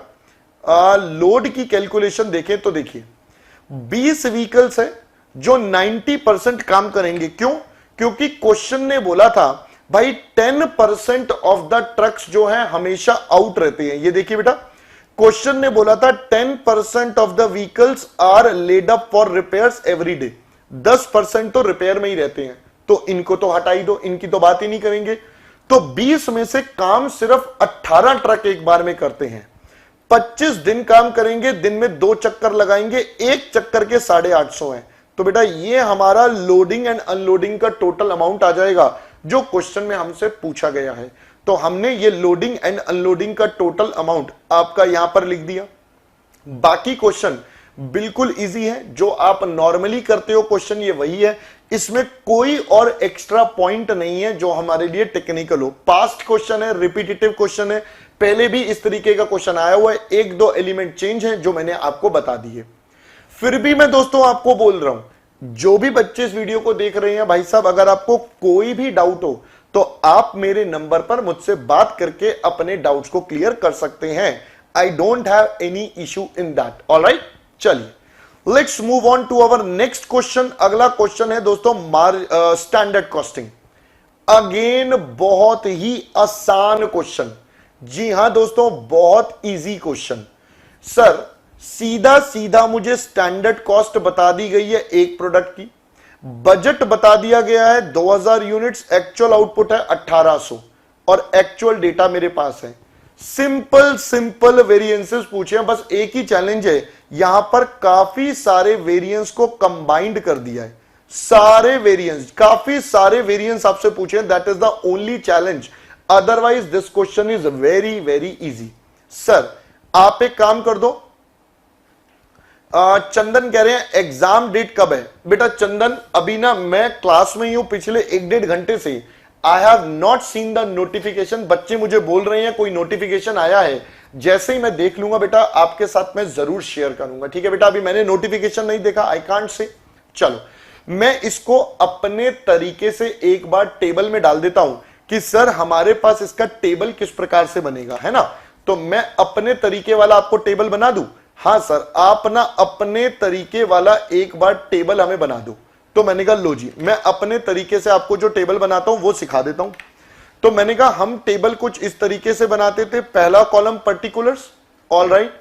फिर हमारा अगला कॉलम कौन सा बनता था सर, अगला कॉलम हमारे पास बनता था स्टैंडर्ड का, यहां पर कोई भी मल्टीपल ऑप्शंस तो है नहीं, तो ये मेरा सीधा सीधा एक्चुअल का, ये हमारे पास हमारा टेबल रेडी हो जाएगा जो हम आपको सिखाते हैं। तो ये बन जाएगा दोस्तों स्टैंडर्ड, इसके अंदर quantity rate amount, quantity rate amount, ये हमारा एक्चुअल। भाई जिसने जैसे पढ़ा हो वो उस हिसाब से पढ़ सकता है, मैंने जो बताया है वो मैं आपको बता रहा हूं। चंदन कह रहे सर प्लीज बता दीजिए। बेटा मैंने अभी आपको बोला चंदन मेरे को नहीं पता, आई डोंट हैव एनी आइडिया, मैं आपके साथ लाइव सेशन में हूं बेटा। मैं लाइव में अब सारी चीजें खोल के तो अभी आपको बताऊंगा नहीं, तो बाद में हम इसके बारे में चर्चा करते हैं। एक बार इस सेशन खत्म हो जाए फिर इसके ऊपर हम छोटी सी वीडियो जरूर डाल देंगे आप बच्चों के लिए, ठीक है। चलो अब स्टैंडर्ड और एक्चुअल हमारे पास है। सबसे पहले एक्चुअल को फिल करेंगे बेटा। एक है डायरेक्ट मटेरियल, एक है डायरेक्ट लेबर और एक है वेरिएबल ओवरहेड्स या वेरिएबल एक्सपेंसेस। तो अगर हम डायरेक्ट मटेरियल की बात करें 17,892 रुपए पर, तो बेटा यह है 17,892 रुपीज पर, अमाउंट है 1637,600, तो ये हो जाएगा 1637,600। सीधा सीधा गिवन है, कुछ करना ही नहीं है दोस्तों। लेबर 14,104, तो ये हो जाएगा 14,104, 14,56,000, 14,56,000। वेरिएबल ओवरहेड्स है हमारे पास 2,17,500, हमें सीधा सीधा बता दिया भाई साहब 2,17,500, तो हम भी कहते हैं ठीक है सर अमाउंट लिख लो, इट्स अ 2,17,500। लो जी 2,17,500। अभी जो दिया पहले उसको पुट कर लेते हैं। फिर अगर हम स्टैंडर्ड की तरफ मूव ऑन करें तो एक्चुअल आउटपुट 1800 है, यानी कि मैं भी इसे 1800 यूनिट्स के लिए बनाऊंगा। अब ये कैसे, मटेरियल एक में लगता है 10 किलो 90 रुपए किलो, तो मैंने कहा लो जी, यानी कि 1800 यूनिट्स है। मैं इसका कलर बदल देता हूं, हां सर कलर चेंज कर दो। मैंने कहा लो जी 1800 यूनिट्स है। ओहो ये भी सेम सही लग रहा है, चलो ब्लैक कलर ही यूज करते हैं बेटा। 1800 यूनिट्स बनाने हैं, एक में लगेगा 10, तो ये लगने चाहिए थे 18,000, रेट है इसका 90, तो 18,000 इंटू 90 अगर मैं करता हूं तो हमारी स्टैंडर्ड कॉस्ट आ जाती है दोस्तों 16,20,000। ये मटेरियल की हो गई। लेबर की बात करें, एक में लगते हैं 8 घंटे 100 रुपए पर आवर, तो भाई 1800 इंटू 8 ये वैल्यू और 100 रुपए पर आवर, तो अगर हम इसकी कैलकुलेशन करें ये आ जाता है दोस्तों 14,400 और इंटू 100 रुपए कर दें तो ये आ जाता है 14,40,000 रुपए। ये हमारे पास डायरेक्ट लेबर भी आ गया। इसके बाद वेरिएबल ओवरहेड्स है 8 आवर्स 15 रुपए के हिसाब से, तो भाई साहब 1800 इंटू ये भी हो जाएगा 8, 14,400, बट यहां पर रेट आ जाएगा 1500, तो 1800 इंटू 8 और इंटू 15 के हिसाब से ये बनता है दोस्तों 2,16,000। तो ये वाला डेटा सारा का सारा हमारे पास गिवन है जो हमने यहां पर पुट कर लिया है। फिक्स्ड ओवरहेड्स की अगर बात करें तो बेटा फिक्स्ड ओवरहेड से रिलेटेड मुझे सिर्फ एक वेरिएंस निकालना है और कॉस्ट वेरिएंस। कॉस्ट वेरिएंस कैसे निकलता है आप मुझे बताओ। कॉस्ट वेरिएंस निकालने का सिंपल सा तरीका है रिकवर्ड माइनस एक्चुअल। भाई यही मेरे पास होता है ना, रिकवर्ड माइनस एक्चुअल। रिकवर्ड क्या है भाई, फिक्स्ड ओवरहेड्स कितने रुपए है वो देख लेते हैं पहले। सो सर बड़ा सिंपल सा डेटा है फिक्स्ड ओवरहेड्स का। सर हमें बता दिया है ये 400 रुपए अ यूनिट है, ये बेटा 400 रुपए अ यूनिट है। सर जो प्लान था वो 2000 यूनिट्स पर था, जो प्लान था वो 2000 यूनिट्स पर था। रिकवर होगा हमारा 1800 यूनिट से। तो भाई अगर मैं इसका आंसर अब आपके साथ निकालूं तो लीजिए, हम फिक्स्ड ओवरहेड्स का वेरिएंस का आंसर आपको दिखा देते हैं। कहां गया भाई साहब फिक्स्ड ओवरहेड, ये देखो एब्जॉर्ब्ड माइनस एक्चुअल 1800 यूनिट से 400 रुपए पर एक्चुअल मुझे गिवन है। सिंस यहां पर एक ही वैल्यू निकालनी है इसलिए मैंने पूरा टेबल नहीं बनाया, आपको शॉर्ट में बता दिया because since it is a one value only. बाकी अदरवाइज मैंने आपको पूरा टेबल बनवा ही दिया है तो आप आराम से कर सकते हो। चलिए दोस्तों चलते हैं अगले क्वेश्चन पर जो कि है हमारा मार्जिनल कॉस्टिंग। आसान क्वेश्चन, ये पहले भी इसी टाइप के कुछ क्वेश्चंस और भी इंस्टीट्यूट ने पूछे गए हैं। ठीक है देखते हैं। J limited manufactures a product wine, income statement में देखा है तो प्रॉफिट है 250 लाख का, 5 लाख की सेल की यूनिट्स पर। फिक्स्ड कॉस्ट दोस्तों 1000 लाख है जो कि हाई है। कहता है सेलिंग प्राइस अभी वाला 680 है। कंपनी कह रही है हमें प्रॉफिट कमाना है 700 लाख, ये चीजें निकालनी है। पहले break even point existing level units में और रुपीज में। तो पहले हम एग्जिस्टिंग लेवल की एक स्टेटमेंट रेडी कर लेते हैं। तो बेटा अगर हम एग्जिस्टिंग लेवल की स्टेटमेंट रेडी करें तो वो इस प्रकार है, ये एग्जिस्टिंग पर है। सेल प्राइस हमें दे रखा है 680, सेल्स हो गई बेटा 3400 लाख की। फिक्स्ड कॉस्ट हमारे पास 1000 है पर यूनिट, मैंने डिवाइड करके निकाल लिया 5 लाख से। उसके बाद हमारे पास प्रॉफिट गिवन था 250 लाख, उसको भी पर यूनिट कर लिया। इन दोनों को जोड़ दूं तो कंट्रीब्यूशन, सेल्स में से माइनस कर दूं तो वीसी। ये हमारे पास डेटा तैयार। अब ब्रेक इवन आराम से निकाल सकते हैं, FC divided by contribution per unit. जो यूनिट्स आई उसको सेलिंग प्राइस से मल्टीप्लाई करा, आंसर हमारे पास है। इसके अलावा number of units required to be sold to earn the target profit. हमें जो अपना टारगेट प्रॉफिट अचीव करना है दैट इज 700 लाख का, उसके लिए कितना।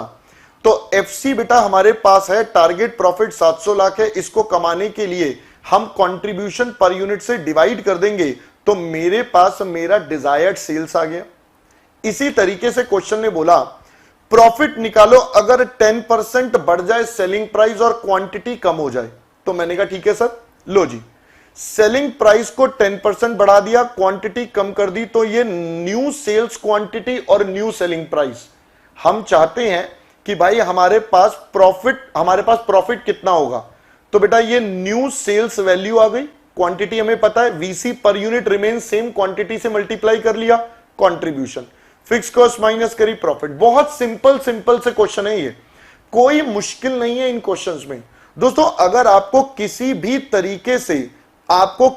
तरीके से कोई मुश्किल आती है तो आप मुझसे मेरे व्हाट्सएप नंबर जो आपकी स्क्रीन पर आ रहा है इस नंबर पर आप मुझसे पूछ भी सकते हैं। ठीक है चलिए लास्ट पार्ट में बोला है, कहता है वॉल्यूम कितना अचीव करें जिससे कि टारगेट प्रॉफिट आ जाए, सेलिंग प्राइस ऊपर वाला मान लेना, वेरिएबल कॉस्ट भी कम हो रही है और हमारी फिक्स्ड कॉस्ट भी कम हो रही है।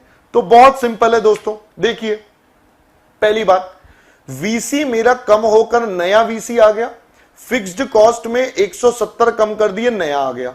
तो कंट्रीब्यूशन कितना बेटा, सेलिंग प्राइस नया वाला 748 ये आ गया, फिक्स्ड कॉस्ट कम हो गई, प्रॉफिट टारगेट सेम है, नए कंट्रीब्यूशन से डिवाइड करके डिजायर्ड सेल्स का हमारा कॉन्सेप्ट अप्लाई हो गया। बहुत ही सिंपल सा क्वेश्चन था, कोई मुश्किल नहीं था, बहुत इजी क्वेश्चन हमसे पूछे जा रहे हैं।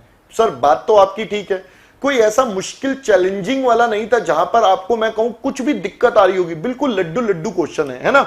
हाँ सर चलो जी, लास्ट पार्ट पर बढ़ते हैं और है हमारा budget and budgetary control. Again a very very simple one, कोई मुश्किल नहीं है, सीधा सीधा बजट दिया हुआ है।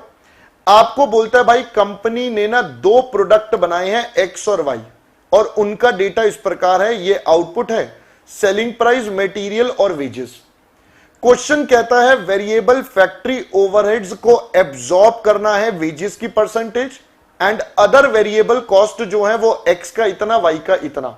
अब इसका क्या मतलब है देखिएगा बेटा, अगर हम इस डेटा को देखें तो फैक्ट्री ओवरहेड्स को बोल दिया है ये वेजेस की परसेंटेज पर है। तो बेटा अगर हम रिकवरी रेट निकालें, सर आपकी May 20 की आरटीपी का डिस्कशन भी है यूट्यूब पे क्या? नहीं नमन बेटा, अभी May 20 का नहीं है। इनफैक्ट मैं आपके साथ कुछ स्पेशल सीरीज अभी स्टार्ट करूंगा अक्टूबर के मंथ में, जिसकी इंफॉर्मेशन मैं जल्द ही आप सबको दूंगा।